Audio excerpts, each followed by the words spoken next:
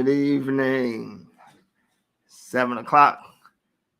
What is it, Thursday? Thursday evening. And welcome to Urban Facts, the show that gives you the lowdown on the hoedown. Yesterday we had a little outbreak with some youth. So we'll get into that. But today we will be interviewing this young lady right here, Pastor Dionne Butts, MHS, MD. She got like a lot of letters behind it. CEO of Journey of Hope, Inc. So we'll be talking about DHS with Apostle Butts. So she's also an apostle, at a church too. So she can give you some information in regards to that. So let's take a quick look at, the situation from yesterday. We'll go into that and see what we can do, see what's happening. Let me see. And there we go. All right. It's 11 o'clock, and here's what's happening. Chaos in Center City after a large crowd causes problems along Market Street. In the end, a police officer is hurt, and several people are under arrest. Good evening, everyone. I'm Yuki Washington. Police say hundreds of people, many of them teenagers, were out of control, disrupting the city and vandalizing property. Carrie Corrado is outside police headquarters with more of the details tonight. Carrie? Yuki, good evening. That's right. There were police officers everywhere trying to get this under control. As of right now, we are told those crowds have dispersed. Police also say that one officer was injured in all of this. Now take a look at this cell phone video, which shows the teens running down Market Street. Police say there were hundreds of them causing problems tonight in the city. Now from Market Street, they made their way to City Hall. Now, here at City Hall, we saw some teens get arrested as police were trying to disperse the crowds and get everything under control. Police say one officer was injured while chasing a teen who tried to free another teen who was arrested and sitting in the back of a police car. Police say an officer was taken to Jefferson Hospital and is in stable condition. The emergency response team and highway patrol were also there to help. We spoke with one man who was at City Hall when the teens arrived, and he said he had to take cover. I just seen a bunch of school-age kids around like 16 or 17 just coming together, don't know what. So what I did was I ran the other way pretty much because I didn't want no part in it. Nowadays, these kids, they do whatever they want to. It's like no structure or foundation at all because everything starts with the foundation. So if the foundation is not right, then this is what you get. It might be spring break, but still. Mayor Kenny also responded on social media. He said this type of dangerous behavior will not be tolerated in the city. Carrie Corrado, CBS News, Philadelphia. Okay, Carrie, thank you. I'm making this quick video because it has been 1 month since joining the cash.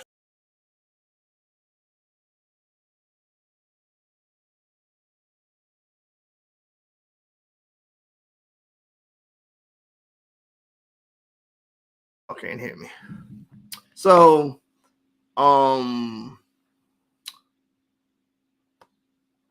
that's a lot. And that was, I would believe, late in the afternoon. You can kind of tell from the lighting of the day. But like the young man said that was on the, on the recording, on the interview, these kids don't have any kind of direction.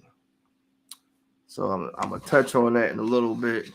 But first, I just want to give a shout out to our sponsors.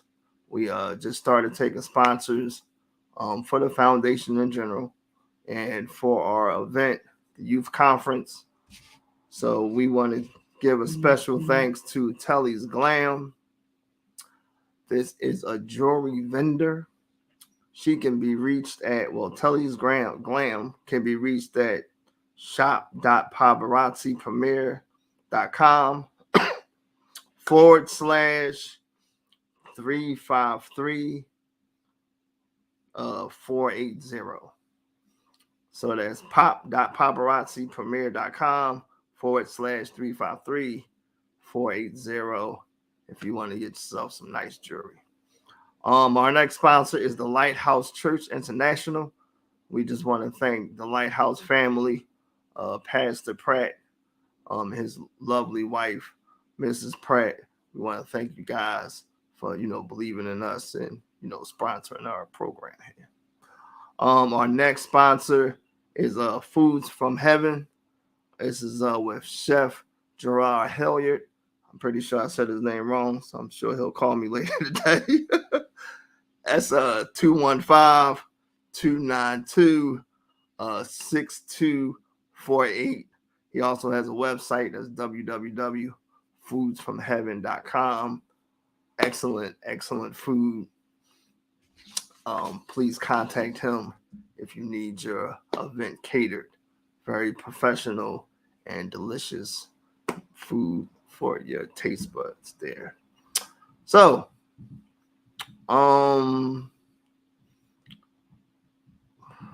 we really want, we have a issue, and we would love for it to be solved. But see, a lot of folks think that, I can't say a lot, some people, let me just put a little somewhere to put them at, like it's like they dogs or something like that. Let's put them all in a little house and they can't get free. It don't work like that. Just like a dog, you got to train it to know how to behave.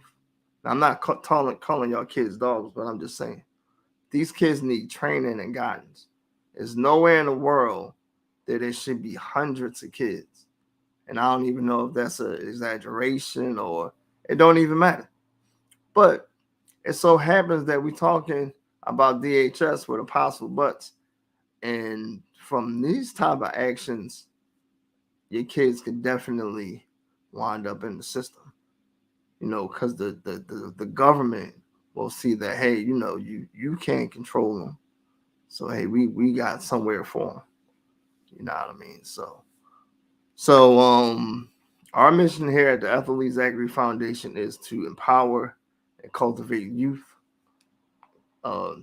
culturally and academically, to give these youth the hope that they need, to see the opportunities in front of them, to give them a more successful future. And Apostle Butts is going to come on and we're going to talk about some things in regards to how to keep your children out of DHS. So without further ado, I'm going to bring her on. Hey, Apostle, how are you? Hey, grace and peace. I'm thankful. How are you? I'm doing good. Wonderful. Thank you for this opportunity. I know you pretty busy, with the family and the church and, your ministry there. So I definitely want to thank you for that. Thank you. I'm honored to be here. So how was your day? It was eventful. So, before we get into these questions, what was, as a mom and somebody that, with DHS, with the DHS system, Department of Human Services, what was your reaction to the video? Well,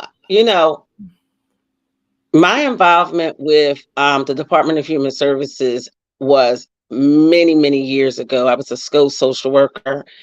I worked in foster care and adoptions. I overseen foster care, social workers, as well as adoption social workers. However, when I look at what's happening today with our young people, it's more than just a parenting issue. It's a community issue. There have been many funding cuts as it relates to after-school programs and other extracurriculum activities.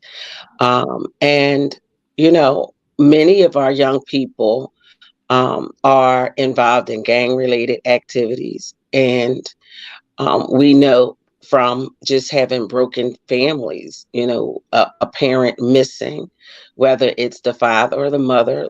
At one point, it would be the father that would be missing because of incarceration. Today, our children are faced with many different challenges as it relates to their childhood, their educational system, their social activities, social media. And so to kind of just look at the parent, it really would be an injustice, really, to speak to on that level, because there are many parents that are very concerned. However, there are certain things or situations that have presented that has not afforded them the opportunity to really grab hold of their children in a lot of aspects. If I look at children who um, have an absent parent or absent parents, it is today is due to the um, criminality, criminal justice, their involvement with the criminal justice system, and or their substance use and overdose. And, you know, so those are a lot of factors that our children are dealing with today. Am I making an excuse? Absolutely not. However, if if we took a survey of how many of those children that were out there that's raised by a relative or someone that they don't know, or probably out there kind of raising themselves or attach themselves to people that are not good for them, for lack of a better word. Many of them have made negative contracts with gangs, you know. So our community is faced with a major dilemma. So, We're in a I mean, crisis. I'm sorry, what did you say? We're in a crisis. Right, I would agree. Mhm. But wouldn't the you know that the saying that starts from home, like I guess if they did have, you know, some of the kids had good parenting, I mean, wouldn't that divert them from being so easily influenced by bad peer groups? Yes and no. And I say that because I know that working now with adults 18 and older who have mental health as well as substance use disorder, as well as involvement in the criminal justice system, there's a large percentage that have grown up in a two-parent household, yet they found themselves with peers that have influenced them in such a way um, that they started to live the way their peers lived. Um, how was, I guess, your childhood coming up? Like, what was, I guess, the type of parenting that you experienced to help develop you into, you know, the woman that you are today? So I grew up in a it was pretty, middle class neighborhood. Um, it was a multicultural neighborhood. I went to Catholic school. My mother and father were not married, but my mother, however, was married to my brother's father. Hmm. And, my grandparents were very active in my life, as well as my uncles. Um, and I visited my father's family in Florida very often during my childhood. I would say I had it was pretty decent. And, I was raised in the church. However, church wasn't always in me. And I say that because I did stray away, Hmm. you know, I did stray away. I mean, I partied, I smoked marijuana, I strayed away. And I always went back to the church, though. I always went back to the church. It wasn't until I had a real encounter with the Lord that all that was planted in me as a child, as an adolescent, began to grow. The seed began to grow. It was rooted, but it began to grow. And so I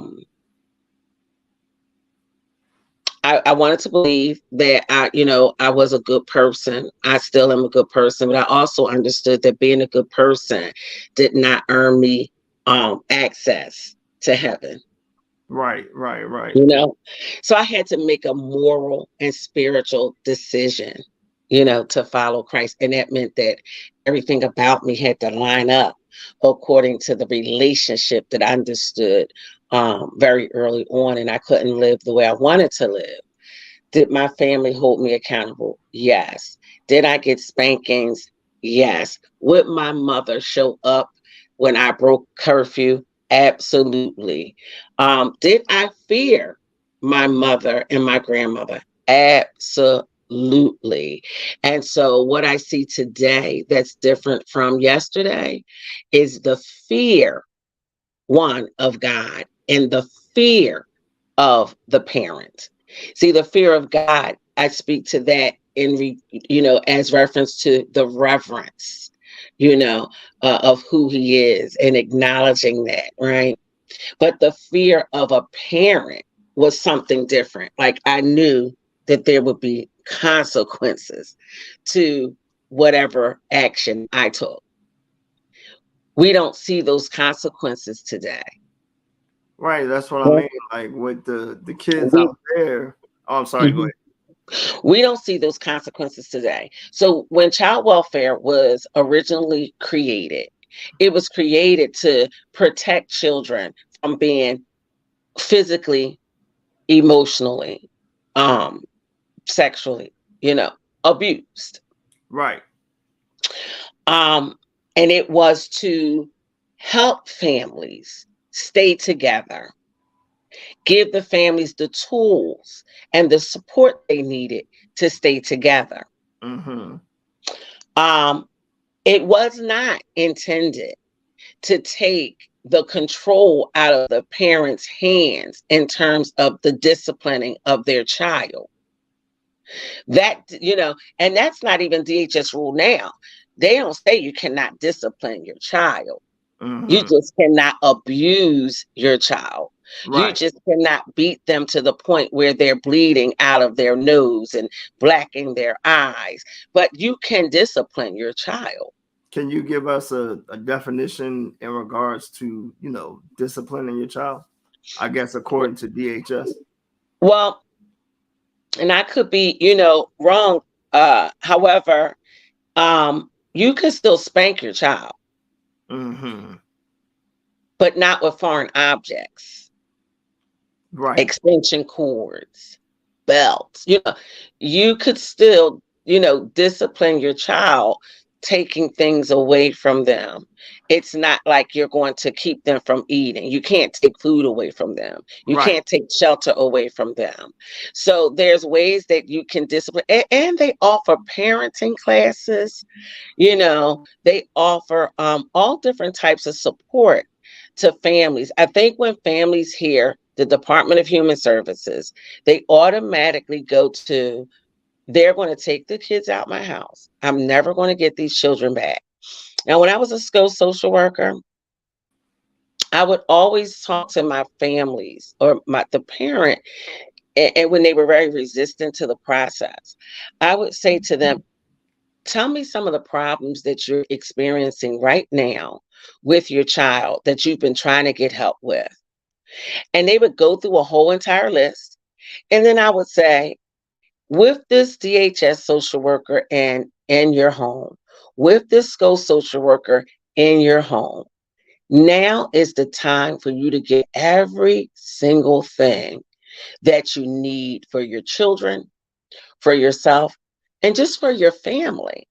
And helping people understand that DHS does not want your children. They want to keep the families together, and they want to provide the support that is necessary to keep the families together. Um, is it a system that is flawed in some ways? Absolutely. But parents must know how to utilize those resources to advocate for their children, right? For their children. And I see someone said some parents are afraid of their children, and some parents would rather be an equal friend, and that's absolutely true. That and I've seen that parents being afraid of their children. For me, it's like, hold up, how are you afraid of something you birthed? That's right. That's You know, right. how are you afraid of someone you brought into this world? And so, people become friends with their children because they have a hard time parenting that child. If a parent is a single parent, I've seen it many times over when I worked at St. Gabriel's Hall. When a parent is a single parent and that child has multiple behavior issues and they cannot get or seek the help that's needed, they get exhausted and they throw in the towel and they concede to whatever that child wants. And that creates an issue. One. Mhm. I'm sorry. Go ahead. No, go ahead. I'm sorry. Because we don't have a lot of time. Tell us about some of the dangers you've seen in your community growing up in regards to children.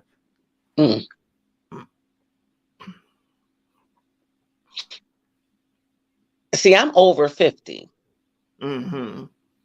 And the community that I grew up in was a village.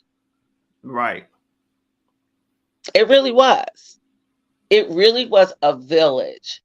And I'm just trying to think back because I don't recall anybody in the community that I grew up with, and it could have been, I just don't know, that had the dangers maybe of the Department of Human Services stepping in. One, because it was a village. If a family or a child was in need, the families in that community really helped one another out. A lot of us call each other cousins, but we're not real cousins. Why? Because we had extended family members, and the extended family members always looked out for each other.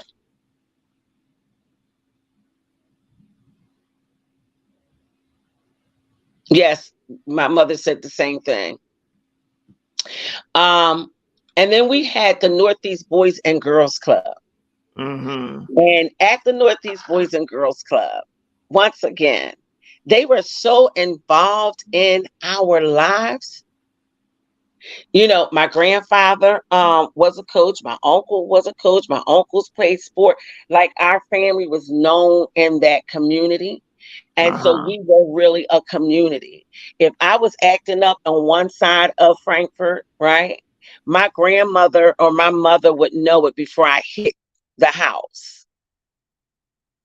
And so I guess, I remember there was a family, and I'm not sure if they did have involvement with the Department of Human Services.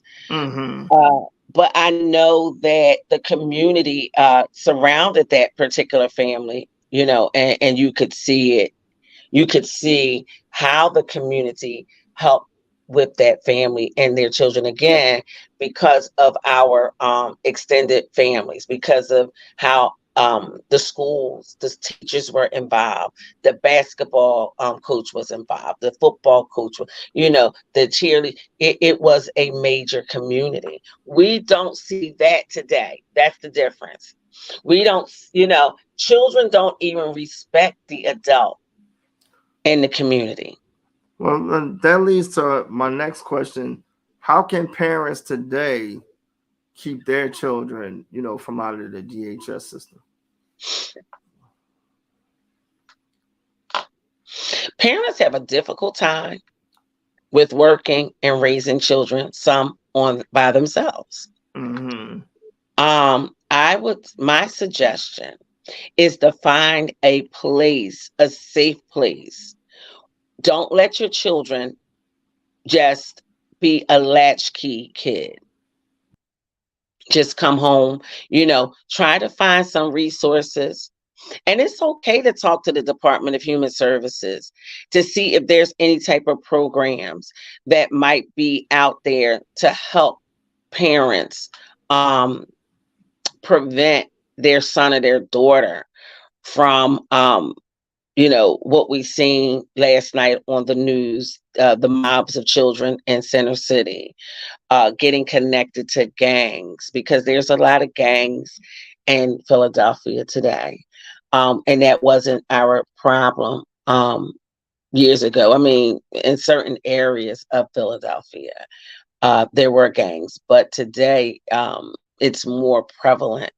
And so you want to try to find resources, community resources, to support you as you care for this child or these children.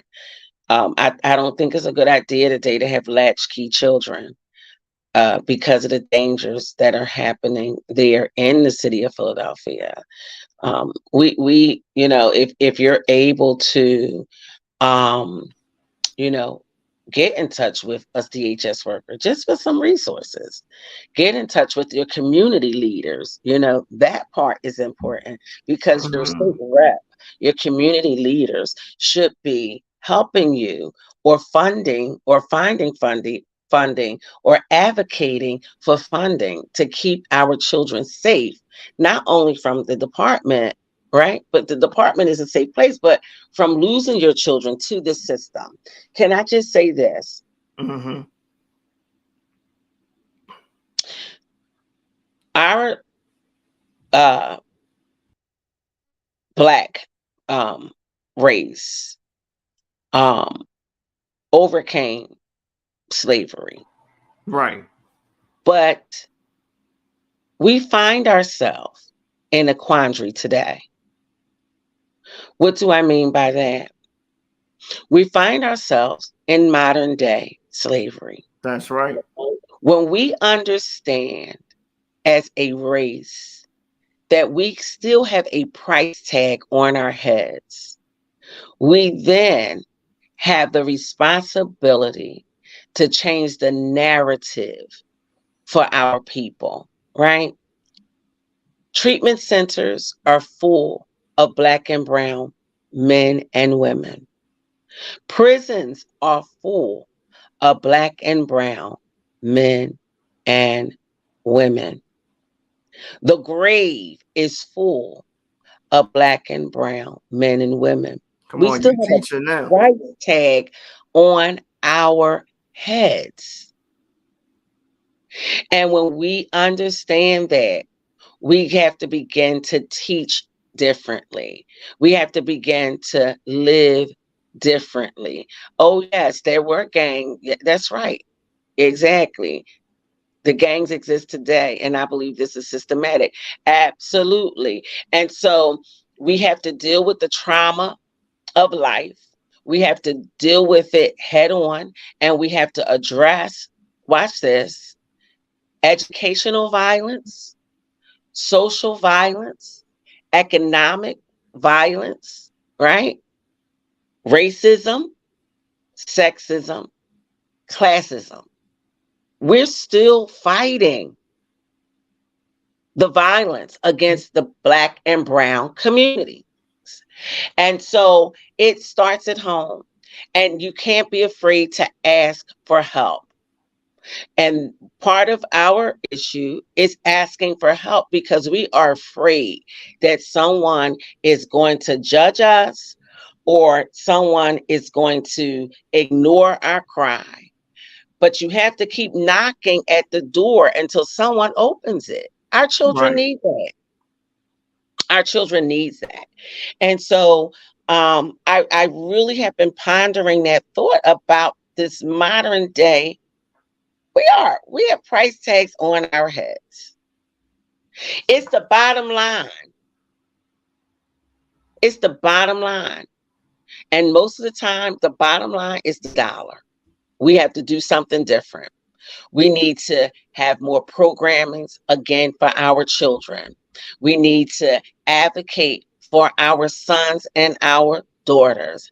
We need to address the educational system that's not set up to teach our sons and daughters who are creative in thought process, who do not just sit still, but are filled with rhythm and movement, and who's very intelligent to the point that what we're teaching them is boring. I just posted today on Facebook my 4-year-old grandson who had been acting up. He experienced some trauma very early on. And I said to my daughter, let's just go get him assessed. Let's see what's going on.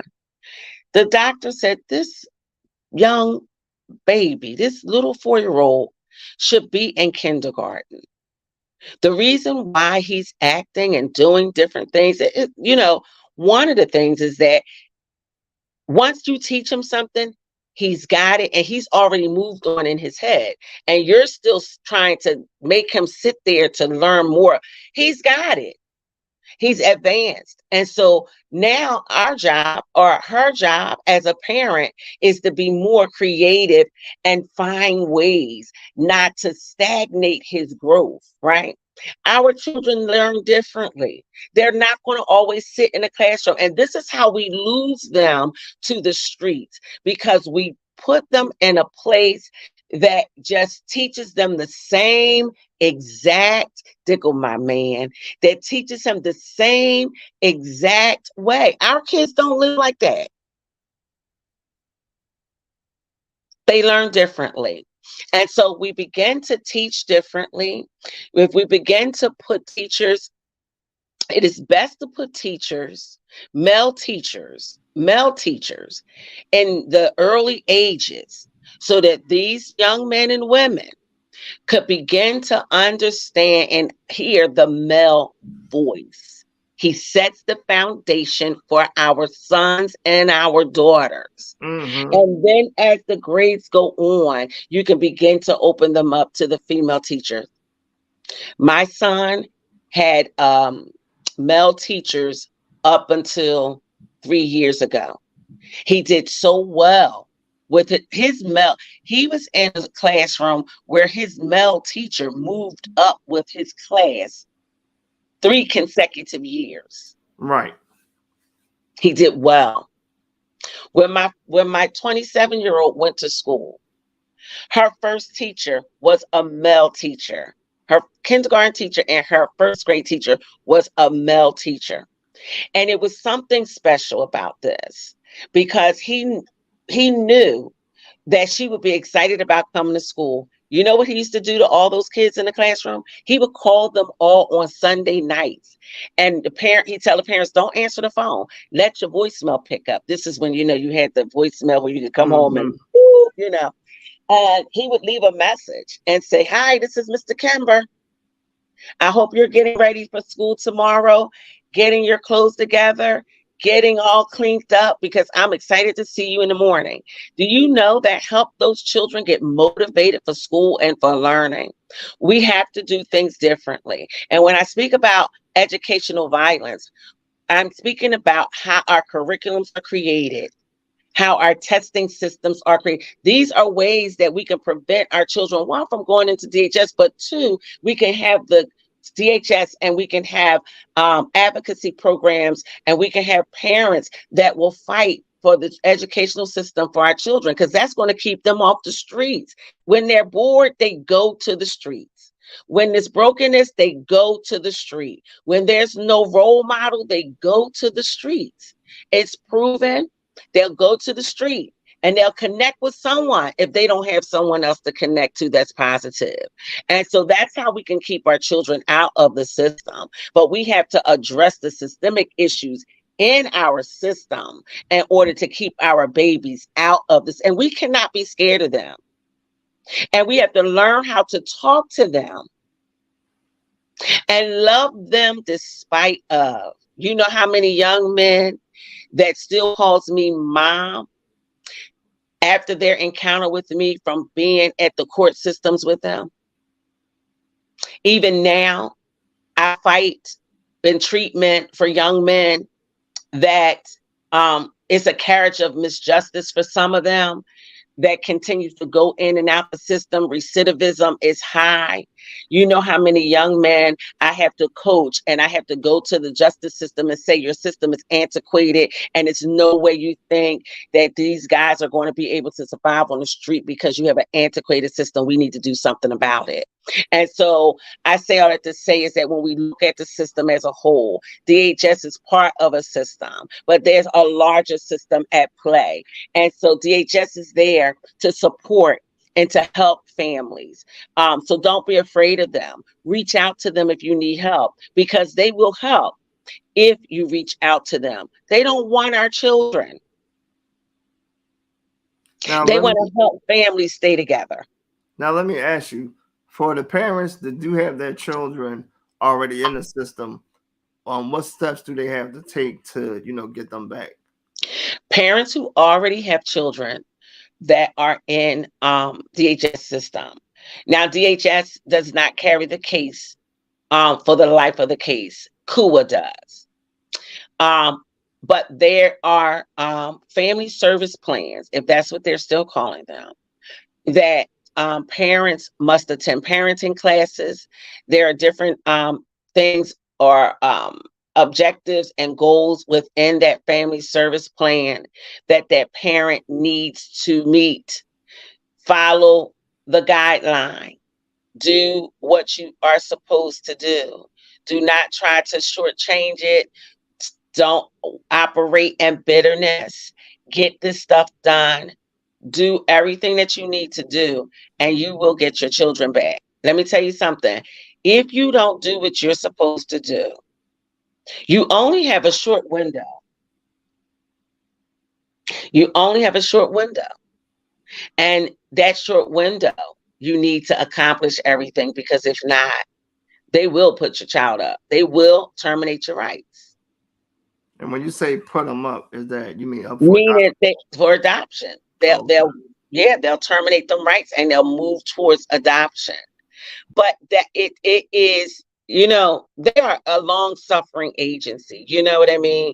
They will try to work with parents. I see it all the time when I was a clinical supervisor and assistant director for mommy baby program.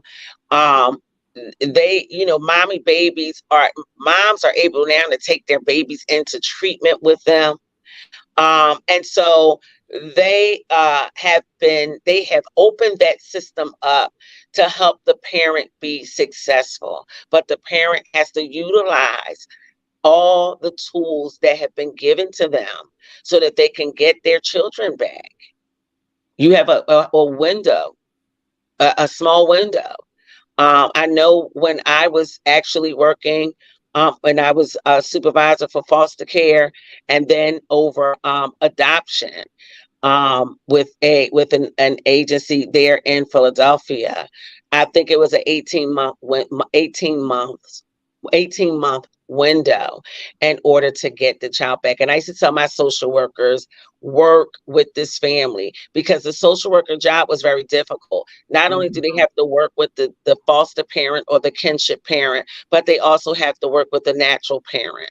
And so they're oftentimes stuck in the middle. And so, some parents are victims as well. Absolutely. And when you are a victim, there's resources that are available for you. Use those resources. Move past the stigma and move past the shame and move past the guilt. Get the treatment that you need. JJPI is a place where victims can go. There's so many different organizations. WAR. Women organized against rape, domestic violence, all types of resources that will help the parent who has been victimized, and utilize community legal service. Call, because they will work with you and they will help you. But trust me, get to know your social worker and do everything that you need to do. If you feel like you're still being treated unjustly, definitely get yourself an attorney through community legal services. Remember, children who are court adjudicated or are with the department or with KUA, they also have an advocate, and their advocate is going to fight for their rights. But if you're doing what you need to do, the advocate will also see that. Complete your parenting. If you're using drugs and alcohol, complete your treatment, get your certification, get your housing, and surround yourself with people who are in active sobriety, who's maintaining their sobriety, who's going somewhere, who's doing something. That's what they want to see. They don't want to keep your children. Now, what advice would you have for parents today? Don't be afraid of your children. Raise your children. Raise them as the Word of God says, right? Because that's important. Stand on integrity. We can no longer say to our children, do as I say. You have to say to them, do as I do. What does that do? That causes you to be responsible for yourself and watch what you're doing so that you could be the biggest hero and the role model in your child's life. Will you have trouble with them? Absolutely. Get the support that you need. But never, ever give your child the impression that you are scared of your child. Be their biggest cheerleader, but don't condone their sin. Right? If they're right, they're right. If they're wrong, they're wrong. And you have to be the one to stand on that. That's the one thing my youngest daughter used to get so mad at me. She was like, you don't ride for me. I do ride for you. When you're right, you're right. But when you're wrong, I'm going to tell you you're wrong. Mm-hmm. And I'm not riding for wrong. I'm not riding for foolishness. I'm not doing that. I'm not condemning the foolishness. I'm not condoning, the foolishness. I'm going to love you through it, but I'm going to tell you you're wrong. And so don't co-sign it. And that's what we see. We see a lot of parents co-signing, defending. And then when it blows up, they go to jail. You're still trying to put money on Pookie's books. You're still trying to get Pookie out. And you was riding for Pookie when Pookie was wrong. Mm-hmm. And then you're part of the problem and not part of the solution. And so when you love your children, you have to love them to life. And that's just telling them when they're right and when they're wrong. Right. And stand by that and pray and live by principles and standards. That's what I would tell the parents. And get the help you need. Don't be ashamed. Go get what you need to be a better parent, to be a better you. And watch how you begin to contribute, or your son or your daughter will eventually contribute to society as a responsible adult. Well, Apostle, I definitely want to, thank you for coming out and Thank dropping these you. words of wisdom on us. Hopefully we can have you again, but you definitely are absolutely correct. I mean, you didn't know me as a youth or whatever like that before some years, but even I call you mom just to the respect that I have for you. And it's a sad thing when you don't have like somebody to talk to. Some of these kids just need somebody to talk to, relate to. Yes. My kids just checked me the other day and said, hey, Dad, you can't be over talking to us and hollering and things like that, Dad. Because at times the kids do get you frustrated, but yes, you put them in a position to where as though they're not comfortable to talk to you, then, you know, I mean, you didn't hit on this, but those peers, they'll be the ones that they talk to. That's right. And they could be, you know, like those kids yesterday, somebody kid was out there because they can't talk to their parents. Mm. You know what I mean? But I want to thank you again. I definitely Thank you. definitely love you. I appreciate you I coming love you through. too. And you enjoy the rest of your evening. Thank you so much. All God right. bless you. Love you. All right, Bye-bye. love you. Bye,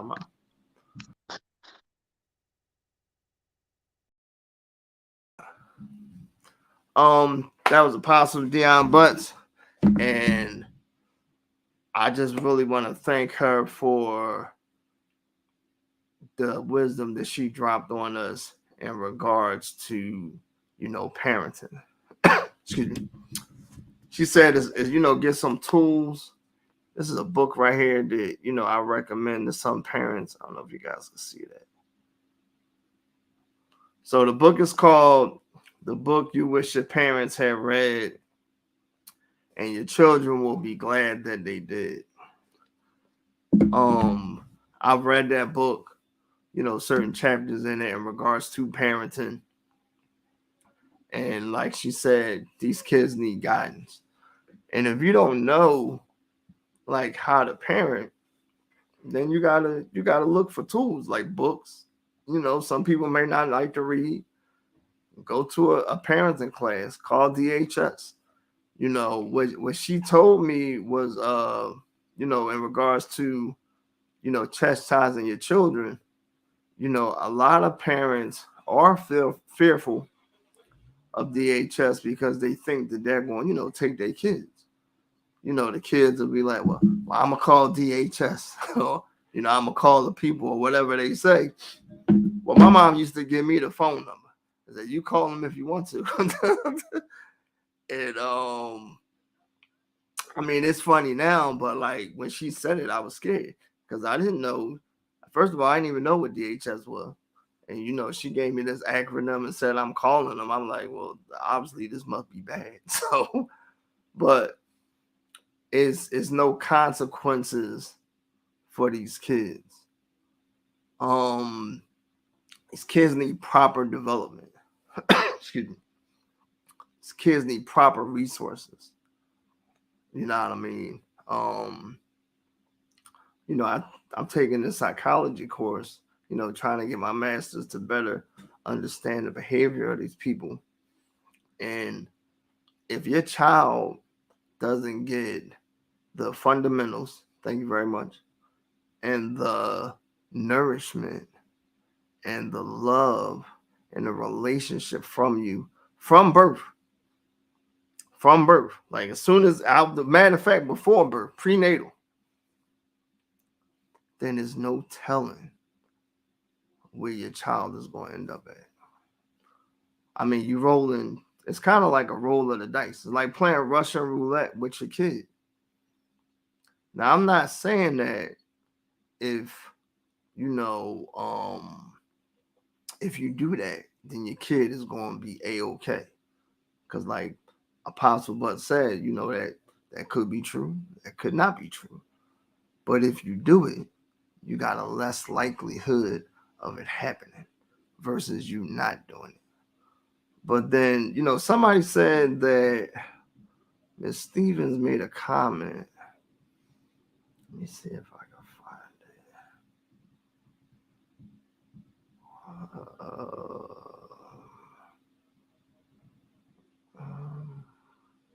it. I can't find it. She said the parents are victims too. Now, I'm not quite sure what she was referring to. I'm going to make an assumption that she was talking about they were victims of DHS also, you know, because of what we were saying. So if you have parents that's familiar with the system, and now they come out, because you don't stay in there forever, you know, if you don't get any, you know, proper parenting, or, you know, if you don't get a family to pick you up once you're in adoption, you know, they let you go. And, you know, well, they prepared you for the world. And I'm not sure, like the things that I mentioned with the nourishing and the fundamentals and the love and the talking to your child. I'm not sure if that's happening in the system, because you got a group of people, which is the children, then you got a group of people, which is the staff, which don't have no relation. Now, the job is to care for kids, but some of them people, excuse me, coming in for a paycheck. So they may or may not care for your kids. So it's up to you as a parent to make it right. It's up to you as a parent to make sure that your kid has the basic needs necessary to have a successful life. I was talking with somebody today, and I was telling them that, some parents say, hey, my kid isn't college bound, college ready. And I said, my pastor said this when I interviewed him. You got that child from first grade to 12th grade. If they're not college ready, that's your fault. Now, people might disagree with me. Say, well, hey, that's not it's 12, first to 12th, kindergarten. So you got 13 years. And that's just in the school system. Now, when you had, you got the kids before then, up to 5, because you can put these kids in school starting at 5. That's what's that there? 17 years. Excuse me. That you got this person that you mold and shape. It's like, kids is like dough. However you mold and shape them, it's how they gonna form. That's called the development of them. Now, if you sitting around on the phone all day, on social media, trying to make sure that your boo see your tweet or whatever, and you on the phone more than you engaging with the kid, then your child won't properly develop. And you can't be like this. Your kid asking you a question, and you're like, oh yeah, X, Y, and Z. No, look your child in the, like when my kids talk to me, I tell them, you gotta look me in the face when you're talking to me. Because it's eye contact. Now, I got a bad habit of kind of like, if you ever talk to me, like I might stare off to the left. It's just a bad habit. But some people catch offense to that, and they think that, well, he ain't paying me no mind because he ain't even looking me in the eye. You know what I mean? You want eye contact when you're talking to folks, and that's part of development too. You gotta teach your kids that. These are your kids. They not mine. They not Apostle Butts. They not Mr. Wallace's, Miss Stevens, Miss Artis. They belong to you. So however they turn out from your process of development is up to you. There's a saying, when older folks see bad kids, they say, who raised them? They don't blink because they children. And sometimes, you hear that, you hear that my age. They were like, well, who raised you? I was visiting a friend. I left the taller seat. I was like, well, who raised you? I don't do that here. You know what I mean? Because they letting you know that how they was raised, they don't do that. I used to live out Tasca, and if you left the door open, my grandmother would say, wasn't raised in the barn, shut the door. These is all things that these people heard from proper development. Now, sometimes, these sayings might just be said because they heard it from somewhere. that don't necessarily mean that you're getting great parenting because somebody gave you a great quote. That just means it's a quote. That's it. So like I said, you got these kids for 17 years, and if they're not ready to go to college, that's your fault. Now, like Apostle Bud said, it's hard being a single parent. But they got programs called DHS. They got mentoring programs. We got mentoring programs. We want to help your kids. We need the money to help your kids. I'm willing to help your kids. It's mentoring programs, it's camps. But see, you can't work all day, then come home and then try to be with your boo or, on social media. It's a picture somewhere, and I think the post is, I wish I was a smartphone because my parents cared more for the smartphone than they care about me. Like, it's sad. I'm not trying to say I'm a Heathcliff Huxtable, whatever Bill Cosby name was on the show. I'm just me. But I'm trying to tell you that, how you raising these kids from birth. If you raise them wrong, if you raise kids under a relationship of disorganized attachment relationship, that means you're not really spending no time with your kids, and you can walk right past your baby and the baby won't even reach for you because they don't care if you're going to grab them or not, because you already disappointed them. And I've seen that. I used to work in daycare centers, and I'd walk past the bassinet and the baby would reach up. That means that baby ain't used to somebody picking them up, or that's what they like.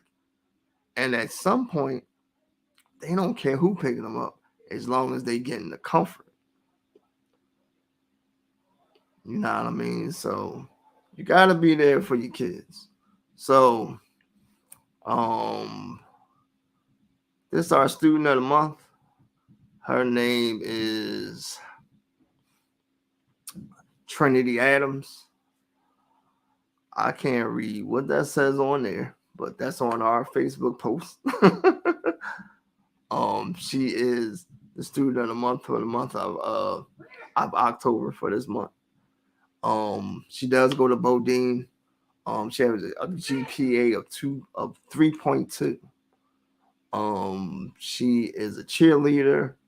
She does volunteer work at a church, the youth ministry. She's an outstanding student. So this is our student of the month for this month, April. As soon as I remember what month it is, I'll tell you. Yeah, I said October is April. I'm sorry. So here is our educator of the month, because these teachers need recognition too, because some of these kids is bad, and these teachers come in every day and they sacrifice the chances of being shot. I ain't even trying to be funny, but they just stabbed or bad things said about them, whatever like that, because some of these kids can be manipulative, and they'll say, little crazy stuff about the teachers. And it's good teachers like this young lady right here. I can't remember her name. Let me see. Let's see. Taronda Barnes. I sure hope I ain't tear her name up.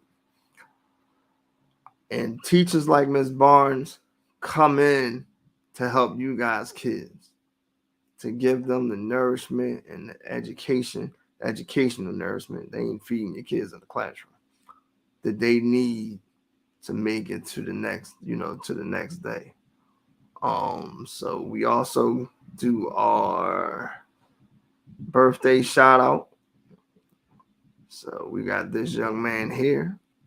Oh, where'd you go? There you go. So we got Kenneth.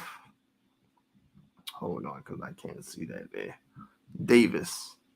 Kenneth Davis. Kenneth is 12 years old. Tomorrow. He'll be 12 years old tomorrow, April 7th. So we want to give Kenneth a special birthday shout out here from the Ethel Lee Zachary Foundation.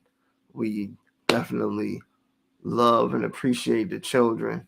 We want these kids to feel special. I'm sure he'll have a wonderful day tomorrow, turning a big 12. Next year, he'll be going into, adolescence. Well, actually, tomorrow he'll be going into adolescence and getting ready for tomorrow. Tomorrow's world. He's one age closer to, becoming a more of a professional person. So happy birthday, Mr. Davis, from the Ethel Lee Zachary Foundation. Well, people, that's it for me. I thank you guys for tuning in. I definitely want to thank our sponsors again. If you guys want to sponsor, please go to our page. Our information is on there. We're trying to get on Fox News, ABC, NBC, all the C's. We're trying to get on all of them so we can get out there and the people can know about our organization. So I'm already over my time by a minute. I just want to thank you guys again. Thanks for coming out. God bless.